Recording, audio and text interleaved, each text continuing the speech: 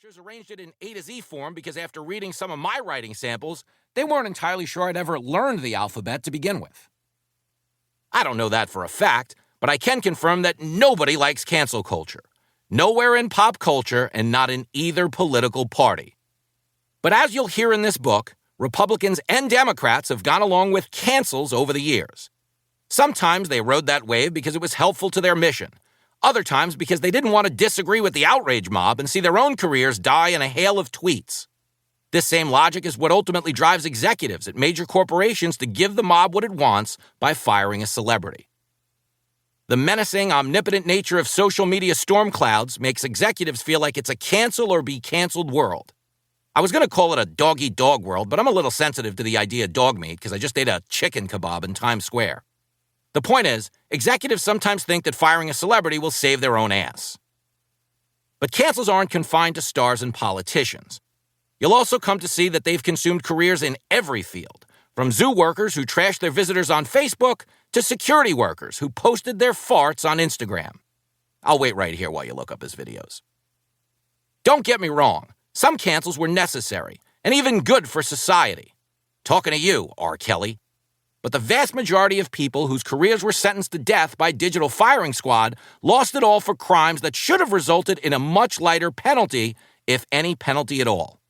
Alas, they were on the wrong side of the keyboard cops in a slow news cycle, so away they went. The good news is some of the people who get canceled come back. The bad news is some of the people who get canceled come back. And if you don't believe me, you haven't seen Kathy Griffin's latest stand-up special. Kathy was famously canceled at the beginning of the Trump administration after she posted a picture with a plastic head in it. But enough about her face. If I have one goal for this book, it's to make sure you enjoy it so much you buy whatever ridiculous book I write next, regardless of how harsh those reviews happen to get.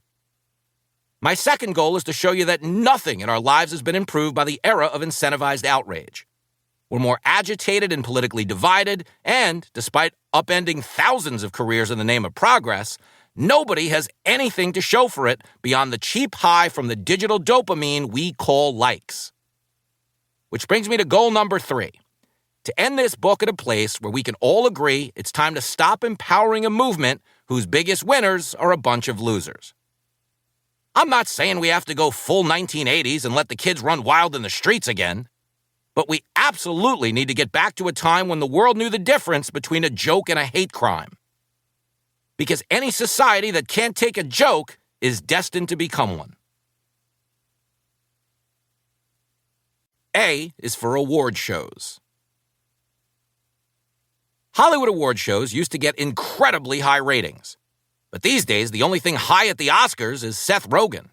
Hey-o, I got 1 million of them, people. There was a time when the Academy Awards had 57 million of them, meaning viewers. The year was 1998. Titanic took home 11 awards, and Leonardo DiCaprio took home at least 11 supermodels. To be clear, I don't have the exact shag numbers for Leo's Titanic after party, but any way you slice it, somebody needs to slow that guy down or his heart won't go on. Other big winners in 98 included L.A. Confidential, Good Will Hunting, and As Good as It Gets, which it truly was in terms of ratings. The 70th Annual Academy Awards was the most watched Oscars telecast in history, but ever since they honored Titanic, celebrities have walked the red carpet while ratings have walked the plank. Viewership dipped by 18% for the following year's ceremony, with 45 million people tuning in to the 71st Annual Academy Awards. History will show that Shakespeare was in love, but America had put Oscar in the friend zone, with 12 million fewer viewers than the previous year's ceremony. If that weren't bad enough, the Oscars, which is traditionally the second most watched TV event of the year after the Super Bowl, finished third behind The Big Game and a Barbara Walters interview with Monica Lewinsky. Every TV insider in America assumed the Oscars would beat the Lewinskys, but in the end, all the Versace gowns in Tinseltown were no match for one blue dress in the Oval Office pantry. Oscars ratings began to fall because the Academy got away from nominating films that had huge box office success. But Hollywood's programming decisions during the tail end of the Clinton administration didn't hurt half as much as the political rage room that ensued after Donald Trump's election win. Let's start here. There's no denying the fact that Trump's victory was a huge upset, and not just in Hollywood, but everywhere else.